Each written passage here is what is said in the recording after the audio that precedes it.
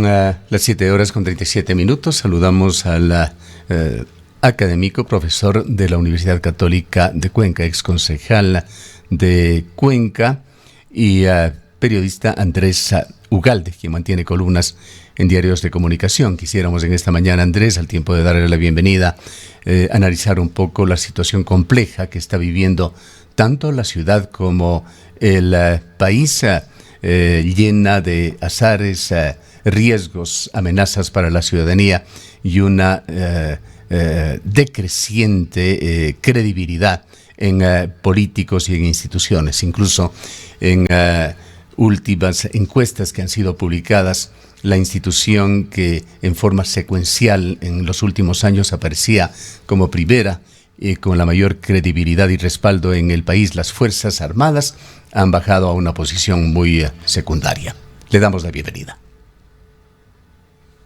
Estimado Gustavo, en primer lugar, muy buenos días, muchísimas gracias siempre por la oportunidad de participar en este importante medio de comunicación. Le agradezco por la entrevista, un saludo cordial y un excelente fin de semana a todos los amigos y amigas que nos escuchan.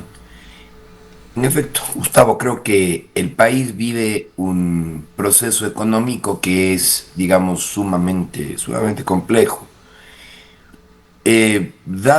Vamos primero haciendo un análisis a nivel nacional, dado porque confluyen una serie de temas que terminan siendo sumamente complicados para la economía de las personas. Quiero decir, tenemos un tema de inseguridad que sigue siendo persistente. El Ecuador sigue siendo el país más violento de América Latina, el que tiene mayores índices de delincuencia y de crimen organizado. Seguimos en una economía donde solamente 3 de cada 10 ecuatorianos tienen realmente empleo, el resto se dividen entre el desempleo y el subempleo, que el subempleo, todos lo sabemos, no es una suerte de espejismo, es una suerte de término que se rebusca en la economía para disfrazar lo que en realidad es desempleo, ¿no? Porque finalmente a la persona que se acerca a venderte un caramelo en un semáforo le decimos empleado porque o subempleado porque está generando un ingreso, y no, en realidad el país tiene un índice gigantesco de desempleo. Solo 3 de cada 10 ecuatorianos tienen trabajo, y bajo esta lógica lo que sucede es evidentemente que tenemos unos enormes niveles de desigualdad y unos enormes niveles de violencia. ¿Cómo Todos los describiría libros. usted, Andrés, hoy la estructura económica de Cuenca? ¿Cuáles son los factores que más están limitando su crecimiento en este año 2026? Bueno, de Cuenca como tal, yo creo que Cuenca es una ciudad hecha por cuencanos y por cuencanas, eso está claro. Cuenca es una ciudad que todavía tiene algunas ventajas frente a la economía nacional, sigue siendo la ciudad donde el ingreso promedio es más alto, donde el nivel de empleo es más alto a nivel nacional, pero esto es gracias y debido al empuje que tradicionalmente han tenido siempre los cuencanos. Esto es debido a estos factores endógenos de economía que tenemos nosotros, que ni siquiera se debe tampoco al alcalde, ni siquiera se debe tampoco al presidente. Se debe a la larga trayectoria de una ciudad que ha sabido generar manufactura, que ha sabido convertirse en un polo turístico, que ha sabido cuidar su ambiente, que ha sabido tener probablemente el mejor sistema de transporte público del país hace muchos años. Es una ciudad que ha sabido crear industria y empleo, y eso nos tiene donde nos tiene, porque hemos tenido como ciudad, como cantón, una visión diferente. Sin embargo, desde luego al gobierno nacional de esto no le debemos nada. Cuenca es y ha sido una víctima de un centralismo absurdo hace probablemente más de 50 años. El vicio, el centralismo tiene muchísimos años, pero ahora se va acentuando, ¿no? Es decir, ahora tenemos un tema en el que tenemos un gobierno que le ha declarado abiertamente la guerra a los gobiernos autónomos descentralizados, lo cual es una realidad muy compleja. Y nuevamente, ¿no? Cuenca es solo fijémonos en el dato que siempre traigo yo a colación. Cuenca tributa a nivel nacional más o menos entre 950 y 1.000 millones de dólares, dependiendo del año fiscal que usemos como ejemplo. 950 o 1.000 millones de dólares llegan al erario nacional por los cuencanos, y al final del día a Cuenca regresan por resignación directa del municipio al GAD, perdón, por designación directa del gobierno central al GAD municipal, cerca de 60 millones, algo así como el 5%. Y digamos que el resto son obras, son promesas, son intervenciones de los distintos actores o sectores del gobierno que no alcanzarán un monto similar. Digamos que con suerte a Cuenca le regresa en total un 7, un 8, un 10% de lo que tributa, no más. Y esto, por supuesto, opera en contra de la ciudad. El centralismo ha sido siempre un tema complicado. Nos han ofrecido innumerables veces el tema de las vías, nos han ofrecido innumerables veces intervenciones estratégicas para conectividad, y eso no existe, ¿no? O sea, Cuenca no existe para las vías, Cuenca no existe para las obras, solamente existe al parecer para mantener aquí cárceles de máxima seguridad y nada más, ¿no? Esto es un tema muy preocupante. Creo que el tema del centralismo es algo que tenemos que tomar en serio los cuencanos, ahora de cara a un nuevo proceso electoral Andrés, en eventualmente. todo caso, hablemos también de ciertas facetas positivas de Cuenca que le dan esa fortaleza que usted menciona. ¿Qué sectores productivos de la ciudad están mostrando mayor resiliencia frente a la desaceleración nacional y cuáles están más expuestos? Bueno, nosotros estamos viviendo, tenemos una ciudad en la que evidentemente los sectores que son más resilientes son los que tienen mayor valor agregado, y esto es importante. Es decir, mientras, y esto además no solamente en Cuenca, en cualquier ciudad, es una lección de economía, mientras más tecnificado, mientras más orientado hacia bienes complejos es un sector manufacturero, tiene mayores probabilidades. Entonces, desde luego, nuestros sectores de producción de electrodomésticos, vamos, son muchos, de nuestros sectores productores de cerámica, de muebles de madera, nuestros sectores productores de embutidos, de licores de exportación, quiero decir, el sector del papel y el cartón, de neumáticos, de lácteos, son sectores fuertes que todavía se sostienen. Los sectores más vulnerables son los sectores agrícolas, es decir, los sectores de producción sobre todo en nuestro caso de producción ganadera y de ciertos vegetales, quiero decir, los sectores agrícolas podrían ser los más vulnerables. Aunque aquí hay que dejar algo muy claro, ¿no? Esto además frente a ver, una ciudad que vive y se destaca a nivel nacional precisamente por su capacidad manufacturera, lo cual explica también en gran medida, estimado Gustavo, este rechazo, vamos, inconmovible, este rechazo incólume que tiene Cuenca al tema de la minería, ¿no? Es decir, si tenemos una ciudad basada ya en alguna parte en economía de servicios, pero sobre todo una ciudad que y esto nada más por hacer un antecedente histórico, ¿no? Cuenca se convierte en esta ciudad de alto valor agregado, en esta ciudad industrial, con el nacimiento del CREA, del Centro de Reconversión Económica de Azuay, Cañar y Morona, Santiago, en los años 60. Ahí es cuando es la primera ciudad del país en planificar orgánicamente la creación de un parque industrial, la creación de una actividad industrial, y de ahí en adelante Cuenca supera la época de la cascarilla y del sombrero de paja toquilla para ser la ciudad que soy, una ciudad de manufactura, de valor agregado, de alta producción, que además es el primer destino turístico del país, que además es una Pero, ciudad pero que, Cuenca que conserva. lo Entonces, hace y enfrenta esto con enormes barreras. Pensemos fundamentalmente en el tema de la vialidad, por ejemplo. La por falta de supuesto, un aeropuerto internacional a la mano, esa doble inseguridad que se vive diariamente en las carreteras, pésima calidad y ahora con enormes riesgos. No es solamente las busetas que son asaltadas, son vehículos de transporte público que vienen por también supuesto. por Cañar. Está el otro tema de la competitividad en materia energética, la crisis energética que amenaza a todo el país, lo hace también a Cuenca, tiene obligadas sus industrias a utilizar generadores ya desde hace algunas semanas y con una dependencia creciente en combustibles, creciente en el diésel, cuando se desbarató hace pocos meses un sistema de aprovisionamiento de gas natural que había sido un mérito de la industria cuencana. Y Gustavo, es precisamente como usted dice, a ver, lo decía al comienzo de mi entrevista, Cuenca es Cuenca no gracias, sino a pesar de lo que sucede en el resto del país y a pesar del centralismo.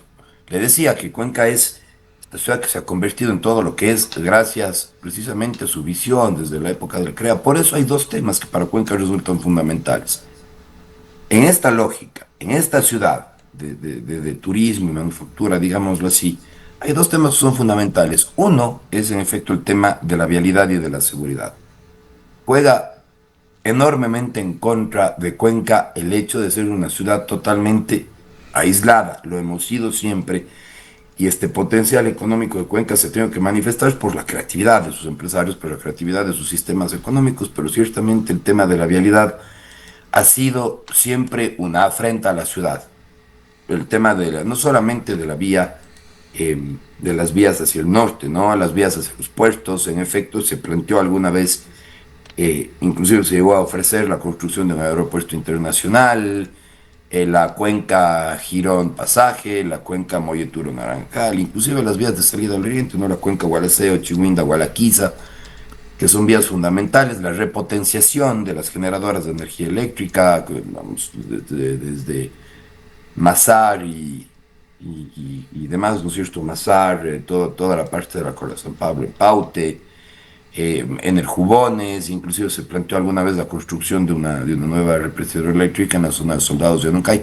Todo han quedado en promesas del gobierno y por otro lado, Gustavo, la única promesa que sí se cumple, y eso también es preocupante, es el tema de continuar con la agenda minera, y esto es muy grave, porque esa es otra cosa. Cuenca es una ciudad basada en manufactura, Cuenca es una ciudad basada en servicios y en turismo.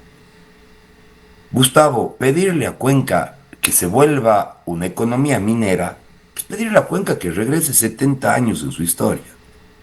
Y eso, desde luego, es por eso que existe tanta resistencia al concepto ¿Por precisamente qué esa falta de sindéresis de los gobiernos de turno, de esa falta de empatía con esta ciudad en el tema minero? Recordemos qué sucedió con el gobierno de Rafael Correa cuando se hizo una pseudo inauguración de Río Blanco, por ejemplo, los intentos de Lenín Moreno de seguir con los proyectos mineros, Guillermo Lazo con un ministro de energía y de minas, se me escapa el nombre, Javier, ya lo voy a recordar, en todo caso, que se encuentra el día de hoy juzgado por la justicia ante la amenaza de recibir incluso una sentencia de 7 años por actos de corrupción. Muchísimas gracias. Javier Vera Grunauer, exactamente, un Javier hombre Vera. que en realidad no debemos olvidarlo. Está a punto de recibir una sentencia por el nombramiento a través de una coima de un director zonal justamente de la empresa de control minero. Situaciones que van repitiéndose ahora en estos días. Acaba de darse un escándalo de que el director de Arcom está siendo acusado y él tiene que aclarar esto. Se han hecho públicas conversaciones telefónicas de una negociación de una coima del orden de unos $10,000 también relacionado con permisos mineros. Es decir, de una o de otra manera, gobierno tras gobierno vamos demostrando primero corrupción y luego esa falta de empatía con aspiraciones legítimas de esta ciudad que tiene entre sus principales valores, no solamente de carácter económico, sino que son símbolos de esta ciudad puestos en el agua. Cuenca, la ciudad de los ríos.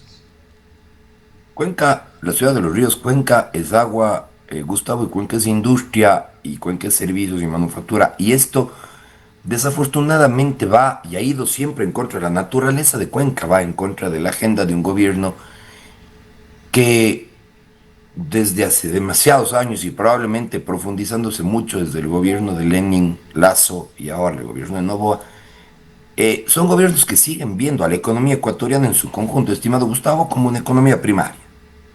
Son gobiernos que son cada vez más conscientes que el Ecuador petrolero va a llegar a su fin a menos que, eh, perdón, a menos que nos lancemos abiertamente a la explotación del Yasuní. Sabemos que la era petrolera del Ecuador va llegando a su fin y es un gobierno al que no le interesa plantear una alternativa de un Ecuador post-petrolero industrial, un Ecuador postpetrolero basado en servicios, un Ecuador postpetrolero basado en la creación de conocimiento o en la exploración de otro tipo de mercados a nivel internacional. Lo que buscamos es un Ecuador postpetrolero que ahora sea dependiente de un siguiente commodity, de un siguiente mercado primario, ¿no?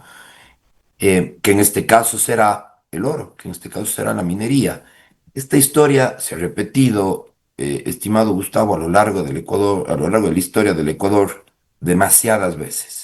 Este Ecuador petrolero cuyo bienestar económico hoy depende del precio del barril de petróleo, cuya bonanza económica depende de las exportaciones petroleras. Este Ecuador petrolero fue antes de los 70 del Ecuador bananero, era exactamente igual. La economía ecuatoriana dependía del precio de la caja de banano y antes de eso fuimos el Ecuador cacaotero, fue exactamente igual. El cacaotero, el Ecuador bananero, el Ecuador petrolero y lo que viene ahora es el Ecuador minero. Aparentemente eso es lo que buscan la agenda de todos los gobiernos, este Ecuador primario. Y ahí tiene usted, ¿no?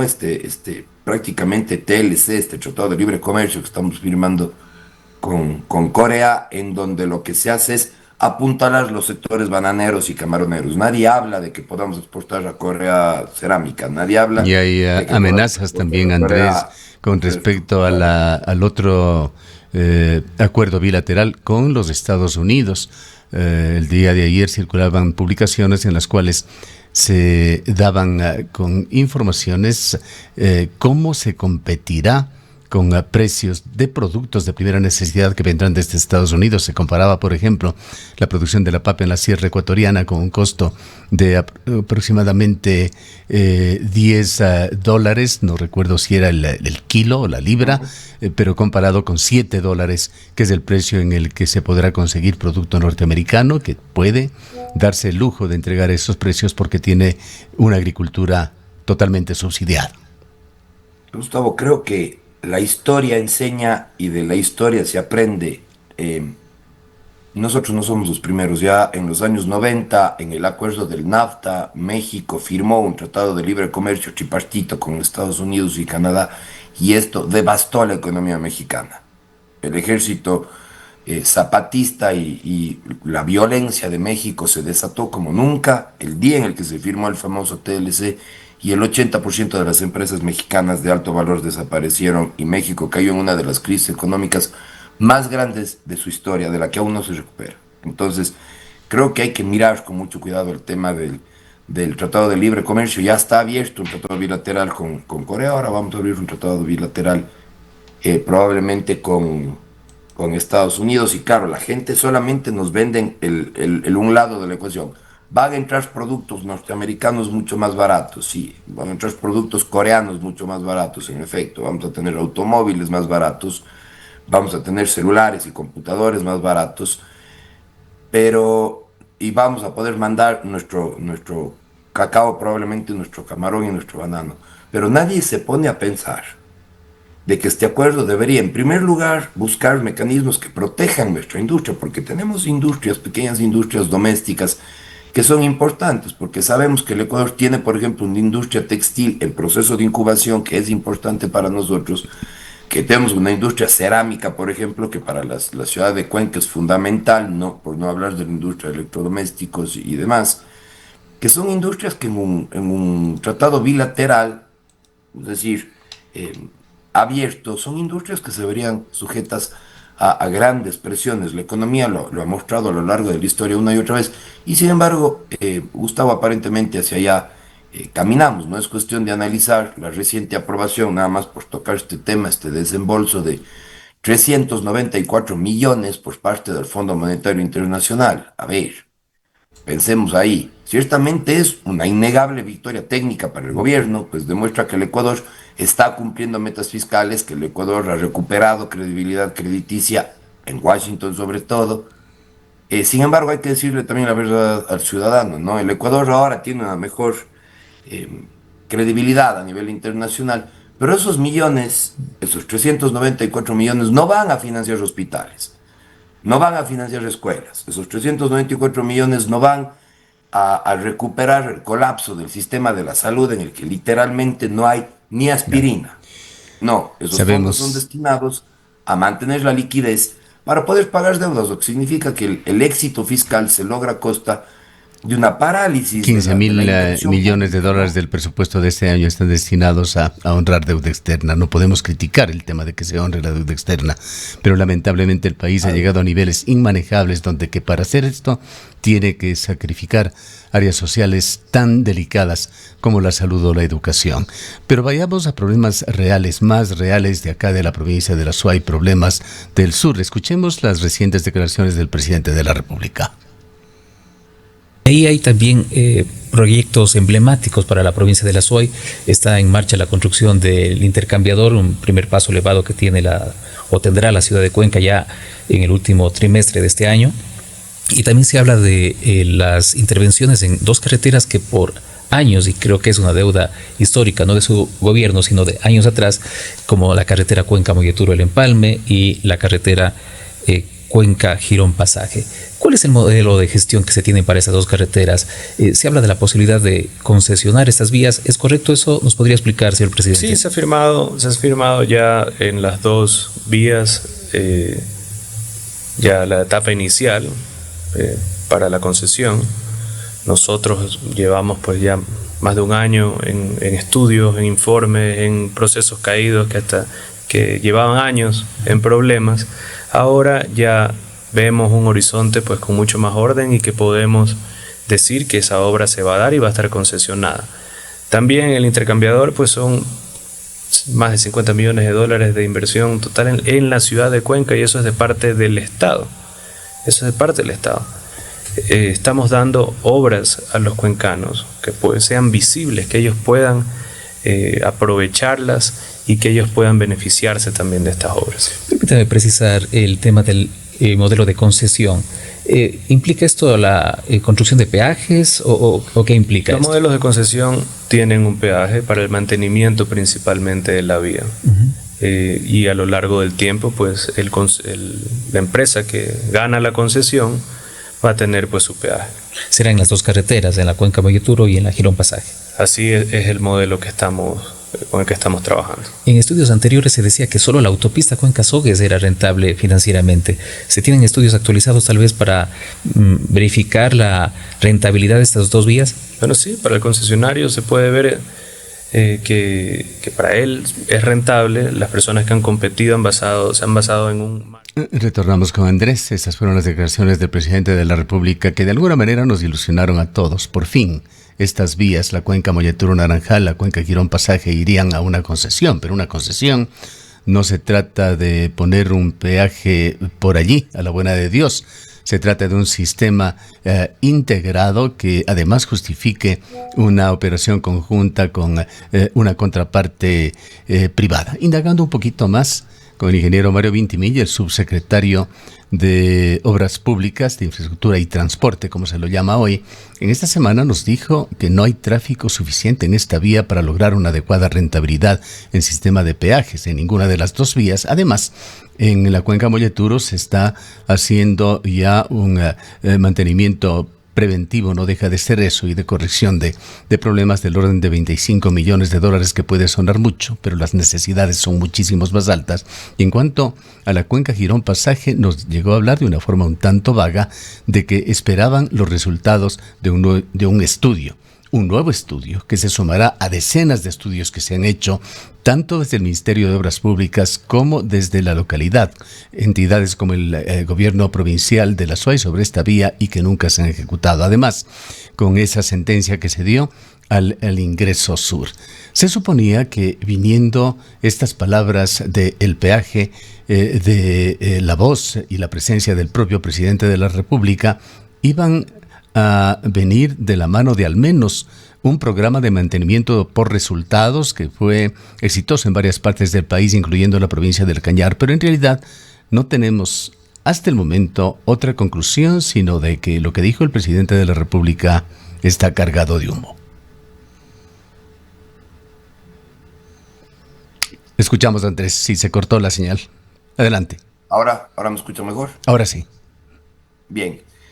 Creo que nuevamente se plantea un tema aquí que se ha planteado tantas veces. Yo recuerdo desde hace muchos años atrás, siempre que hay sobre todo desde el gobierno de Lenin en adelante, ¿no? Siempre que hay la sesión solemne, ¿no es cierto?, por las fiestas de Cuenca, usualmente el presidente o su delegado, casi siempre, y esto ya como si fuera una broma de mal gusto, ofrecen la construcción de alguna vía que luego no se cumple. A ver, el dato aquí es importante. El presidente hace referencia a la reciente adjudicación, en teoría firmada entre febrero y marzo del 2026, por 21.6 millones de dólares para rehabilitar la cuenca Molletura-Lempalme.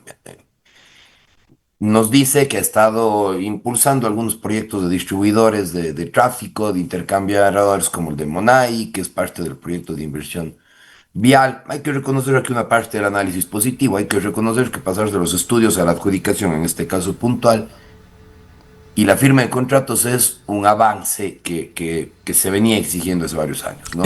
Nada más para recordar, Andrés, esto parte de un ofrecimiento gubernamental, me parece que fue en mayo del 2024 por 150 millones de dólares, que incluía esos pasos de peaje, que ventajosamente sí han sido por lo menos seguidos por el actual gobierno.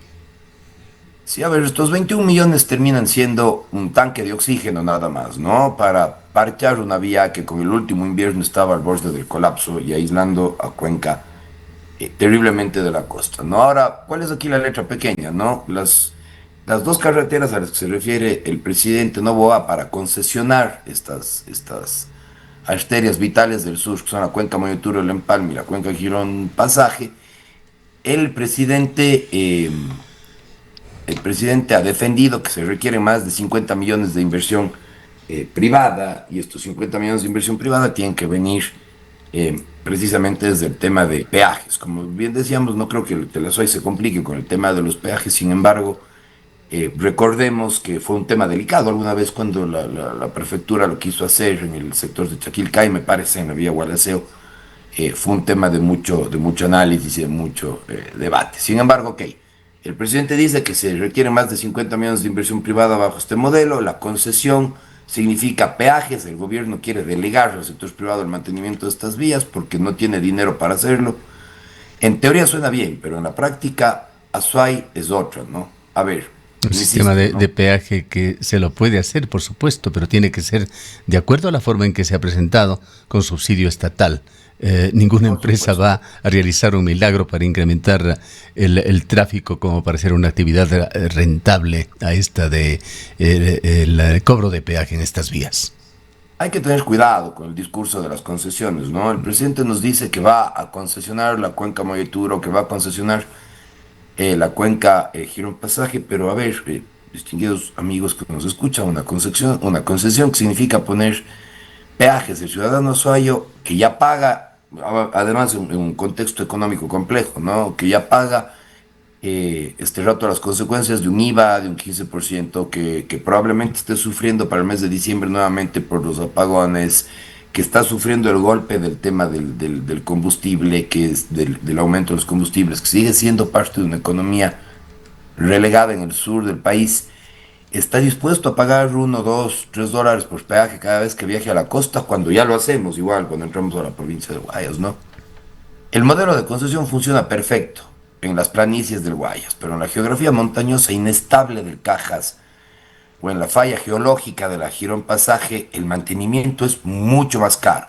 Entonces, si vamos a hablar de peajes, tenemos que tener claro cuánto va a ser, porque nos está hablando de una inversión de prácticamente 50 millones de dólares, es decir, el doble de lo que invierte el Estado tendrá que ser financiado por el sector privado, y este sector privado va a cobrar. Lo digo de nuevo, una cosa es las largas vías planas, rectas de la costa, donde hablar de mantenimiento es otra cosa que hablar de un peaje puesto en la región montañosa más inestable del Cajas o en la falla geológica de Girón Pasaje. Andrés, desgraciadamente el tiempo no nos da para mucho análisis adicional. Recordemos que también está flotando por allí ese otro proyecto que fue generado, y lo único que hizo Guillermo Lasso, generar ese proyecto supuestamente con la empresa pública de Corea para una autopista cuyo trazado sería entre Biblián y Guayaquil, que hasta el momento no hemos vuelto a escuchar, un proyecto impulsado por la Cámara de Industrias de la ciudad de Cuenca. La vialidad en realidad es una situación, una problemática que no vislumbra soluciones reales en el corto, en el mediano plazo, y lamentablemente posiblemente en el marco de este gobierno. Esperemos que algún milagro se dé y las cosas cambien. No quiero dejar de tratar en este diálogo, Andrés, esas advertencias que se han dado en los últimos días sobre los riesgos que tiene la ciudad de Cuenca, una especie de despiste de autoridades por acción o por omisión de una alta actividad criminal que está dándose en esta ciudad, que muestra evidencias de una y otra forma que genera preocupaciones por ciertas actividades económicas que son mucho más activas que en el resto del país y que de alguna manera delatan un intenso lavado de activos en esta zona del país. Quisiera culminar con su evaluación sobre la evolución de la violencia y el crimen organizado en Cuenca y si estamos enfrentándolo correctamente antes de que éste se fortalezca y convierta a Cuenca en esas realidades que lamentablemente están viviendo otras ciudades ecuatorianas.